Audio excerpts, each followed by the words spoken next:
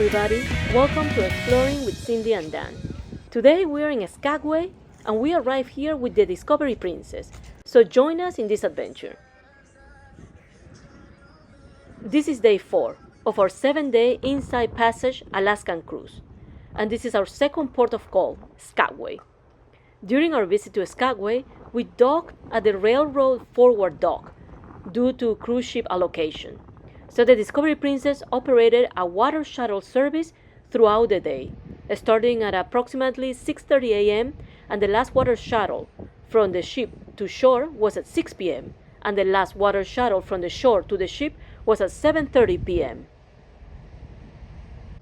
2 years ago, there were 3 rock slides at the pier and they caused damage to the dock, and they led to the full closure of the dock, and for the safety of passengers and crew, we were not allowed to walk at the dock.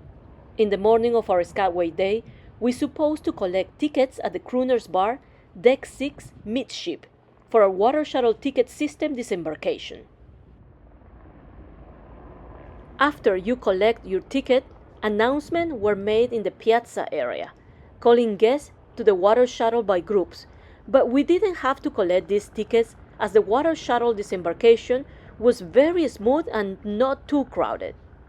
So Princess didn't need to use the water shuttle ticket system. We just headed to the gangway on deck 4 and hopped in the water shuttle. The water shuttle service was available all day and it took about 5 minutes each way. But these times may vary based on weather conditions and port traffic, but it is usually very fast. If for some reason you do not want to get off the ship in any of the ports of call, you really don't have to do so. You can enjoy the Discovery Princess with less people. A lot of places in the ship are open except for the casino and the shops of Princess, because by the gambling and regulation laws, they have to remain closed until we set sail and reach international waters. But the Discovery Princess had many things planned for you if you stay in the ship.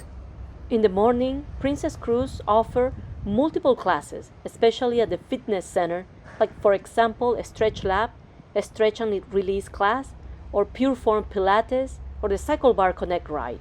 If you wanted a complimentary massage taster, you were able to get one at the Lotus Spa. The Piazza and the Crown Grill Bar also had multiple games for passengers. In the afternoon, you could enjoy more competition and games at the Piazza and the Princess Life, or simply just watch people participating in the games. At 5:30 p.m. in the Piazza of the Discovery Princess, Princess Cruise brought puppies in the Piazza. You were able to meet real sled dog puppies and their handlers.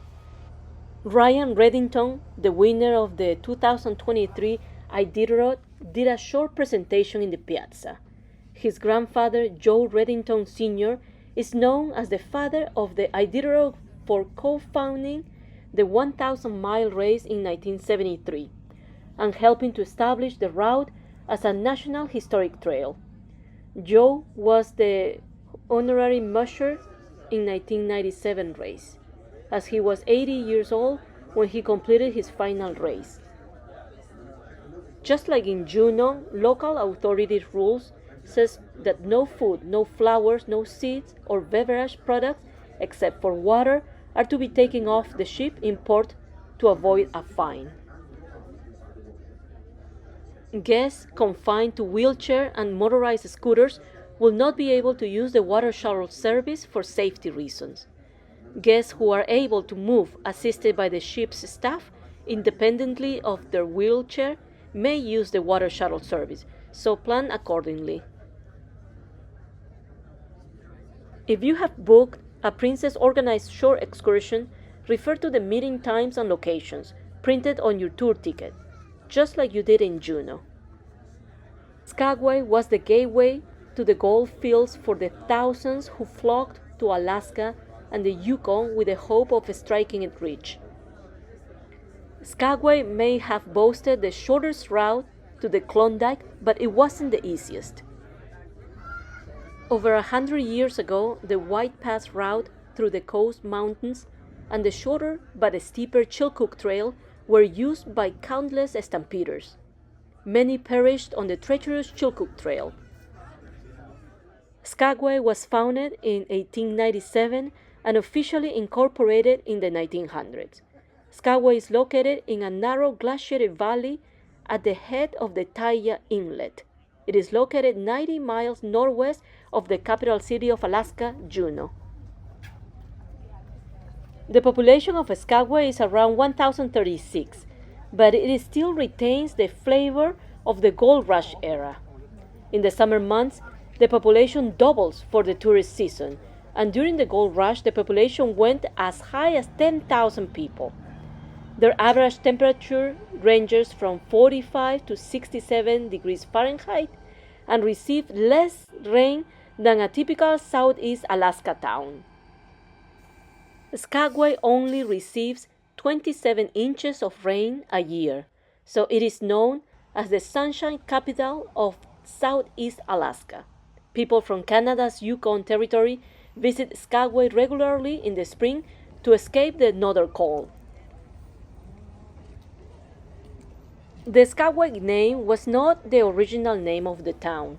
The Tlingit people indigenous to the area originally named it Skagwa, and many outsiders spelled it wrong, and then the post office changed it to Skagway in 1899. While walking in Skagway, make sure that you look all around you while in port, as you will see many different wildlife that come into the port towns. For instance, on one of our cruises to Alaska, we spotted a big and majestic bald eagle just on top of a roof while waiting for a bus in Juneau. In multiple cruises, we've heard that passengers encounter bears and black bears in a little pocket meadow in Juneau, and also we spotted a black bear family a couple of cruises ago in Skagway. On our cruise, on our way to Skagway, we were able to see the Aurora Borealis. Our naturalist, Michael Mojuleski, advised us that we had a 60% chance to see them, and sure enough, at around 12:45 a.m., the second officer on the bridge saw them, and did the announcement throughout the ship and inside our cabins. And we were able to see the Aurora Borealis on the upper decks of the Discovery Princess. They were absolutely amazing. This is the first visitor information center. It is also a small museum with a theater at the back of the building. You can use the bathroom facilities and ask for information about the city of Skagway. After a short walk from the pier, we are now finally in downtown Skagway. The best points of interest in Skagway with the Princess excursions are the following. White Pass and Yukon Route Railroad. It is a scenic railway of the world and it links Skagway with Yukon, Canada. It's a 41-mile round trip that offers the passengers an unforgettable journey to the summit of the White Pass at nearly 3,000 feet in elevation. And this will be the train that will take you to the summit. While in Skagway, if you have the time, you should check out the Klondike Summit, that is also called the White Pass Summit, and it rises 3,292 feet above sea level along the Klondike Highway. It runs parallel to the White Pass and Yukon Route Railroad, and it offers breathtaking views of waterfalls, glaciers, and scenic views. There is a Gold Rush history excursion, and it is a tour of the camps of the Gold Rush. You can pan for gold and meet a few costumed characters who will show you what life was like during the days in the 1800s. You can plan for a Yukon Adventure excursion. It is a 65-mile drive from Skagway. Whitehorse is the center for the Yukon's mining and forestry industries, and it is a welcoming spot for visitors. If you go to the Yukon area, don't forget to bring your passport. One great excursion is also in the town of Haines. Haines is just 14 miles from Skagway by water. The town is renowned for a huge gathering of bald eagles and one of the planet's longest fjords. Here in Skagway, just like in Juneau, they offer dog sledding excursions with professional mushers, and their amazing dog companions, and they will introduce you to the Alaska's state sport. You can take a flight to a glacier and experience flying over the snow, or visit the summertime training grounds for a ride in a wheeled sled. If you want to do an excursion with Princess Cruise, just go down to Deck 5, Plaza Deck Forward, and head to the shore excursion desk to book your excursion. Skagway is our favorite port of call in Alaska. No matter where you go in Skagway, you will feel like you are stepping back in time. During the gold rush, this Red Onion Saloon was Skagway's most exclusive bordello. Now, this colorful establishment is a bar, a museum, and a restaurant, and also it is considered a National Historic Building. This building is another visitor information center. You can use the bathroom facilities, refill your water bottle, get maps, and ask for information about the city of Skagway. Most visitors to Skagway think of it as a gold rush town and are surprised when learning that the area is also known for spectacular botanicals and farms. During the summer of 1898, local residents took to farming and were delighted with the fruitful results. In 1910, Skagway was proclaimed the Garden City of Alaska. This is the Corrington Museum of Alaskan History. It is a small museum and souvenir shop. The museum displays the prehistory of Alaska, and it will guide you through exhibits featuring native people, the Civil War, gold rush, reindeer herding, sinking of the Princess Sophia, aviation, World War II, and the Iditarod Trail sled dog race, and much more. This red and white building is the Eagle Hall. It's where you will find the Days of 98 show. They have 3 shows a day, from May through September, at 10:30 a.m., 12:30 p.m., and at 2:30 p.m. At night shows offer occasionally. It is a 1 hour in length. Since 1923, it is one of the longest running shows in the world. It is a Klondike Gold Rush themed musical theater show. Now let's start talking about the excursions with Princess Cruise.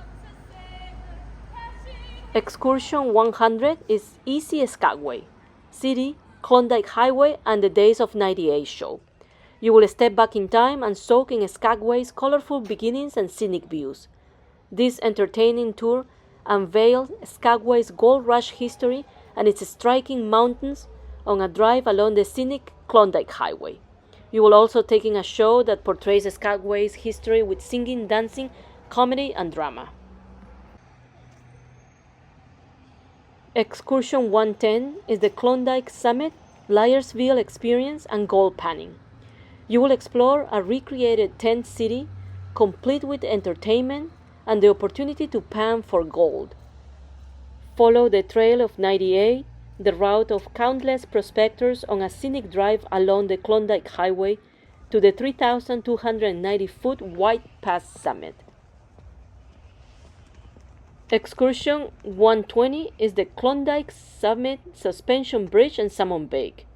You will celebrate the stunning beauty of the Klondike as you explore its majestic vistas, then ascend the White Pass summit and thrill to the spectacular Yukon Suspension Bridge, 57 feet above the roaring rapids.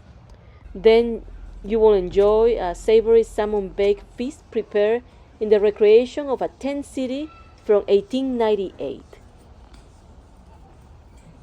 Excursion 130 is the Rise and Shine Red Onion Saloon and Historical City Tour. You can relive the exciting days of saloons and dance halls, shootouts, and see the Can-Can Girls on a full tour. You will also experience 2 of Skagway's unique attractions, the Gold Rush Cemetery and Morning Treats, and tour at the historic Red Onion Saloon. Excursion 140 to the Klondike Summit. Follow the original Gold Rush Trail of 98 up, one of North America's most breathtaking mountains road, on this narrated excursion along the scenic Klondike highways. and views from the top of the 3,290-foot high West White Pass summit. Excursion 150 is the local connections. Skagway streetcar city tour with a storyteller. You will experience Skagway on Alaskans original city historical tour for an informative 90 minutes to all points of interest. Excursion 170 is the experience the Yukon and Suspension Bridge. You will experience the majestic 3,290-foot White Pass summit and Canada's legendary Yukon, and visit the Yukon Suspension Bridge. And at the end of the tour, you will enjoy a delicious barbecue lunch. Excursion 180 is the Yukon Expedition and White Pass Scenic Railway. This is an amazing experience. My parents did this tour years ago with some friends, and they all enjoyed it so much. You will experience the beauty of the White Pass Trail from different perspectives on this guided tour.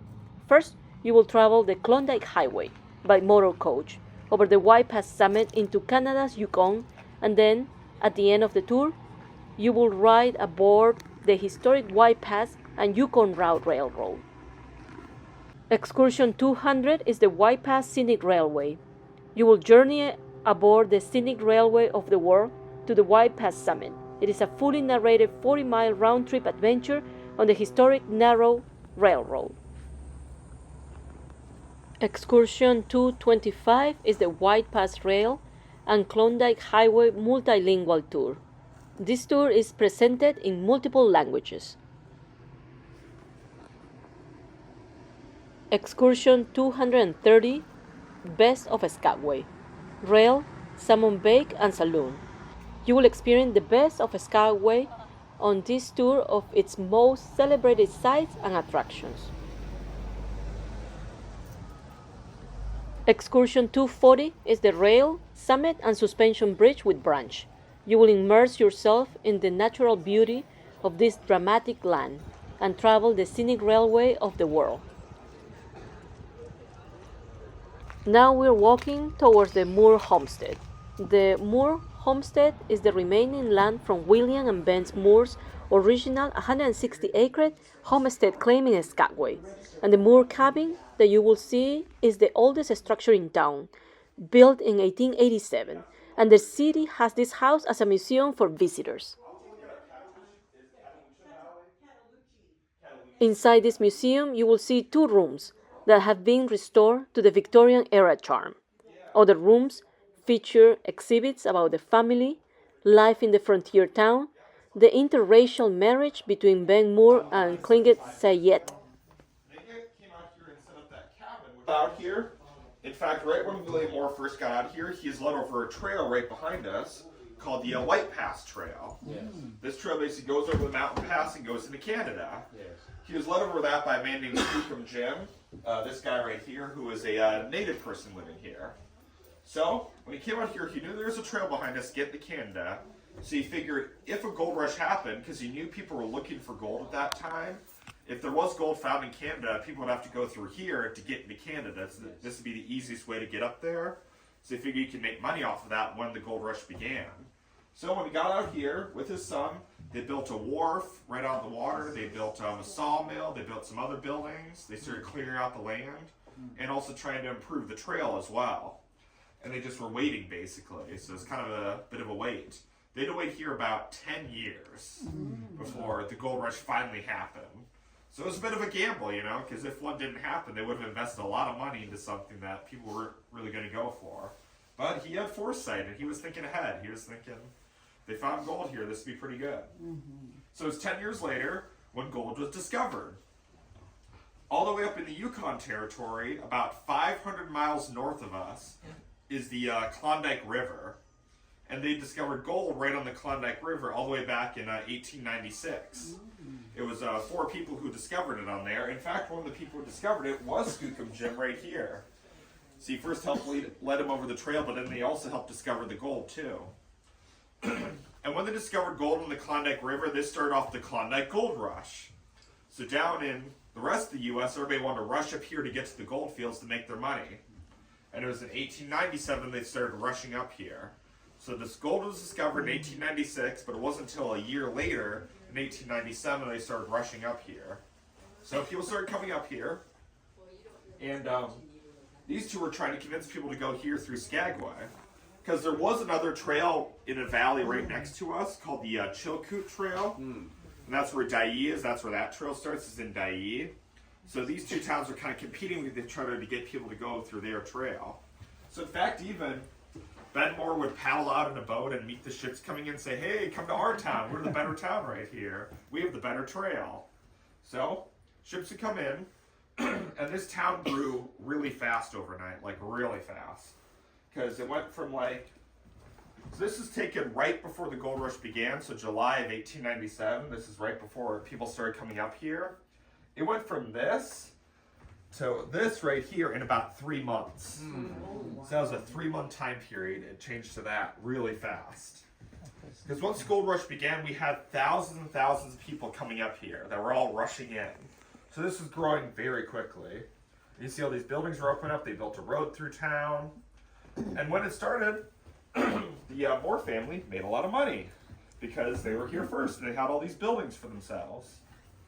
So they're making a lot of money from the dock because people had to pay a fee to get onto the dock. They're making money from the buildings they built that they could lease out to people and from the sawmill they had. So right at the start of the gold rush, Benmore started building this house right here. So he built this room first and then expanded onto it. So then he added this side to it, then this side, then the back side. Like you can see the window right here where this used to be the porch. So the porch used to be right outside of here. So he really just started expanding it over time. So really it was Benmore who lived here with his wife and 3 kids in here. And his wife was native to this area. Her name, she was from the Tlingit tribe. And her actual name itself was Tlingit Sa'i. So that was her name. But then once she married Ben Moore, he kind of changed her name to Minnie Moore. So it's called her Minnie Moore. Because I guess he had a hard time saying her name, you know. So it's basically these two living here with their 3 kids. William Moore lived in another house that was like right behind us. It isn't here anymore. But he lived right next to them.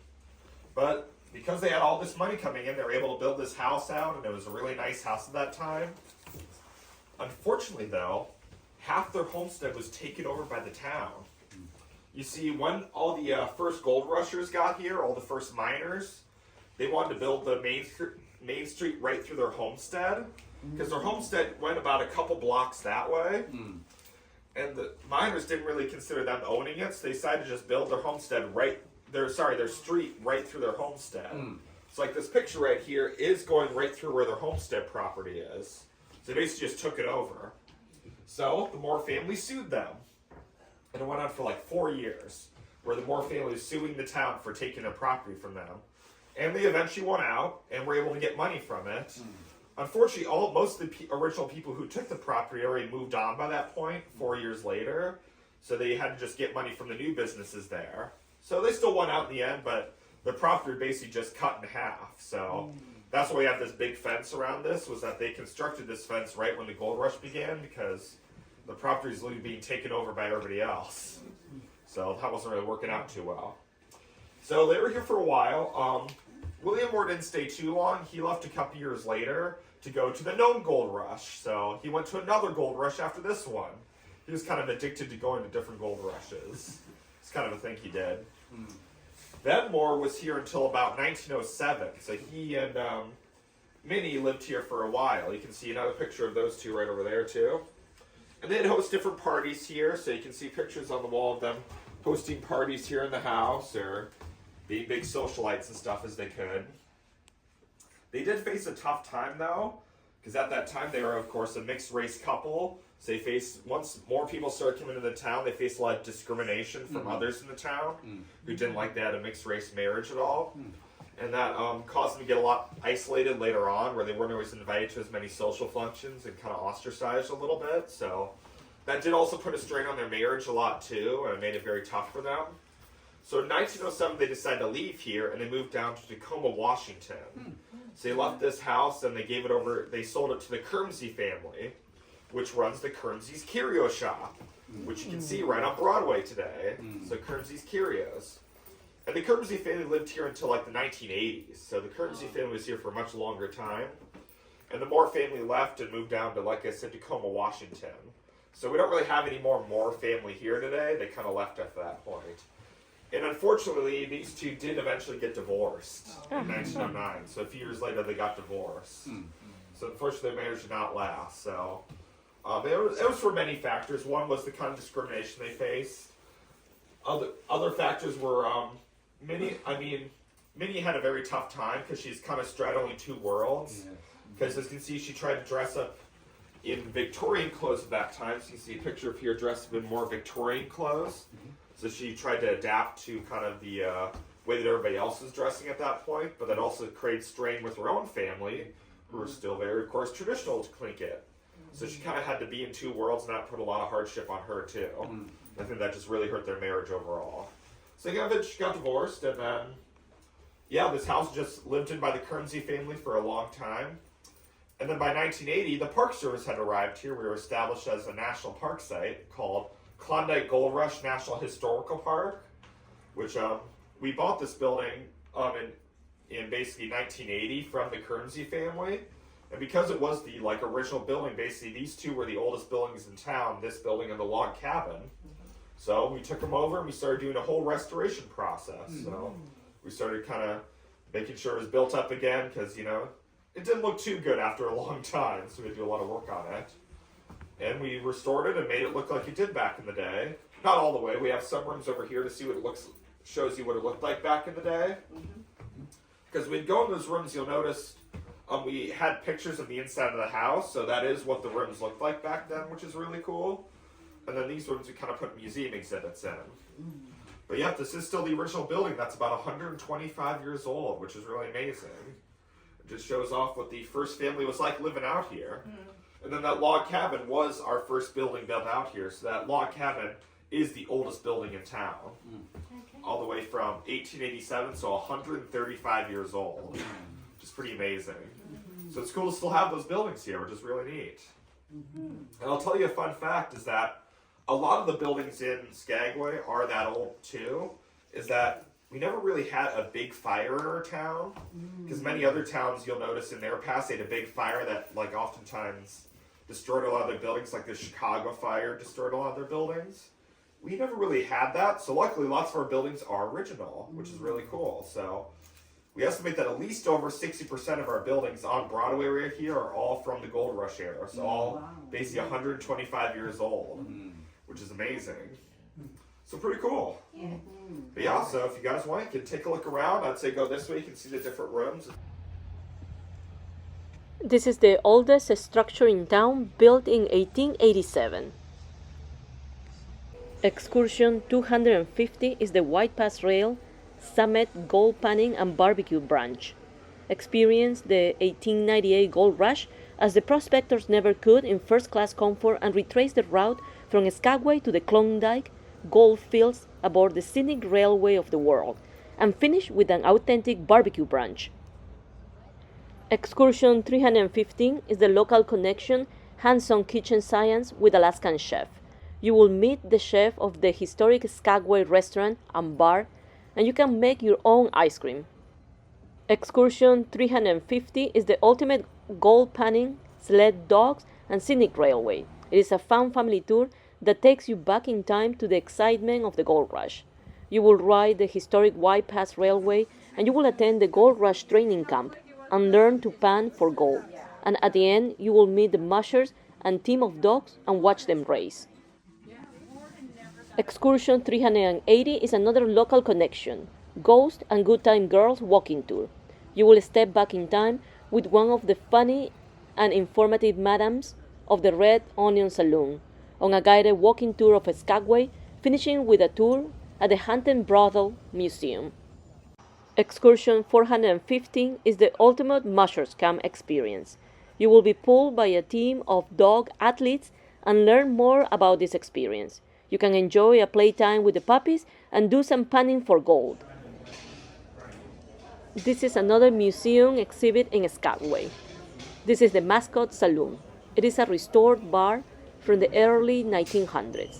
If you have the time to stop at this bar, It might take a few minutes to go through all the exhibits, but it is very interesting. This is another free museum here on Broadway Street.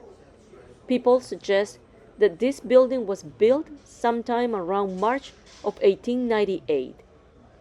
In 1899, a new law came requiring Skagway saloons to pay a $1,500 license fee in order to remain open. Of the 80 saloons reported operating in 1899, only a dozen remained open, and the Mascot was one of those that closed.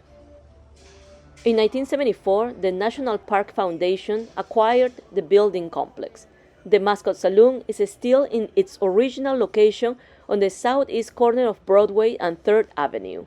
The Mascot was then restored to its 1905 to 1916 appearance. And now it's a fascinating museum that you do not want to miss. Continuing with the excursion list, excursion 455 is the Rainforest Bicycle Tour. You will ride along 5 miles of easy scenic roads within the Klondike Gold Rush National Historical Park on a 3-hour excursion. Excursion 710 is the Ocean Raft Adventure. This is a very popular excursion. It is a 2-hour ocean rafting adventure through the Lynn Canal, America's deepest and longest fjord. Excursion 740 is the Chilkoot Trail Hike and Float Adventure. This is a 4-hour and 15 minutes guided tour where you will hike along the famous Chilkoot Trail, followed by a float trip down the Taya River. Excursion 760 is the Glacier Point Wilderness Safari. This is an award-winning tour that combines a 31-foot Voyager canoe ride to the face of a glacier with fjord exploration cruise. And the Excursion 775 is the Chilkoot Lake Kayak Experience. You will enjoy a scenic cruise aboard a catamaran to Haines, where you will join a professional sea kayak guide in a paddling adventure on Chilkoot Lake. All the prices that we gave you and the excursions numbers were at the time of this video. Prices and excursion might change with different cruise schedule and different ships. Everywhere you walk in Skagway, you will see a lot of history and many museums, but some of them might be closed due to shortage of staff. Skagway has suffered so much during pandemic that if you can help out buying souvenirs or spending some time in the restaurants, it will be great for the people of Skagway. For those of you who like, for example, elephant ears and different types of popcorns, there are 2 stores that sell these treats, and they are amazing. This is the train shop, and you can buy a White Pass Summit excursion for a 2 to 3 hours ride, round trip for $150 per person, or a bus ride for $52. And bring your passport with you as you will be entering into Canada. The morning departures are at 7:30, 8:30, and the afternoon departures at 12:30 and 1:30 p.m. These times and prices are subjected to change.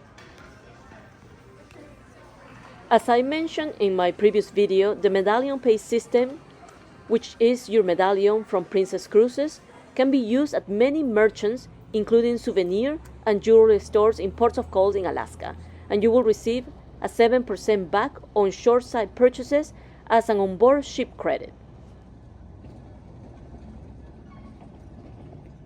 This is the end of our video, and we hope you enjoyed it. Please don't forget to watch our previous video of the port of call of Juneau, and consider subscribing to our channel with the notification bell on so you'll know when we have our next video of another port of call in Alaska. Thank you so much.